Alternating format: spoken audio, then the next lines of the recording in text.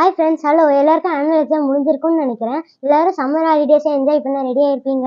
உங்களுக்காக எங்களுடைய குட்டி குட்டி அட்வைஸ். என்ன அட்வைஸ்ன்னு நினச்சிங்களா? நியூஸ் கார்ட்ஸில் பார்த்துருப்பீங்க. சம்மர் சீசனில் வெயில் அதிகமாக இருக்கும்னு நமக்கு நல்லாவே தெரியும். இருந்தாலும் இந்தியாவில் வெப்ப அலை, அதாவது வெப்பத்தின் தாக்கம் அதிகமாக இருக்கும்னு இந்திய வானிலை ஆராய்ச்சி மையம் எச்சரிக்கை கொடுத்துருக்காங்க. பயப்பட வேணாம். இந்த வெப்ப அலைன்னா என்னன்னு தெரிஞ்சுக்கலாம். நார்மல் டெம்பரேச்சர் இருந்து 3 டிகிரி அதிகமான ஹீட் வேவ்ஸ் ஃபீல் பண்ணலாம். இந்த அதிக வெப்பத்தை தான் ஹீட் வேவ்ஸோட தாக்கம்னு சொல்கிறோம்.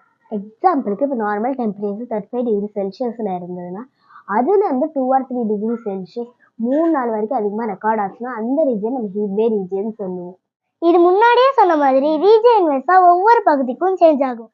சமவெளி பகுதியில் மினிமம் டெம்பரேச்சர் 40 டிகிரி செல்சியஸ் இருக்கலாம். ஆனால் இதே ஊட்டி, கொடைக்கானல் மாதிரியான மலைப்பகுதியில் 30 டிகிரி, கடல் பகுதியில் 37 டிகிரி இருக்கலாம். இதே 4 to 6 டிகிரி டெம்பரேச்சரை விட அதிகமாக இருக்க ரீஜியனை சிவியர் ஹீட் வேவ் ரீஜியன்னு India meteorological department orange alert கொடுத்துருக்காங்க. இப்படி நம்ம தமிழ்நாட்டில் இருக்க நிறைய மாவட்டங்களுக்கு ஆரஞ்சு அலர்ட் கொடுத்துருக்காங்க. இது எல்லாத்துக்கும் காரணம் காலநிலை மாற்றம் தான். பாஸ்ட் 25 இயர்ஸாக நம்ம பூமியில் குளோபல் வார்மிங் ரொம்ப அதிகமாக இருக்குது. இதுதான் கிளைமேட் சேஞ்சுக்கு முக்கியமான ரீசன்.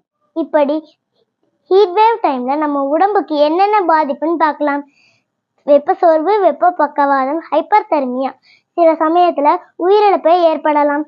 அது மட்டுமா, இயற்கையோட பாதிப்புகள், காட்டுத்தீ ஏற்படவும் வாய்ப்பு இருக்கு.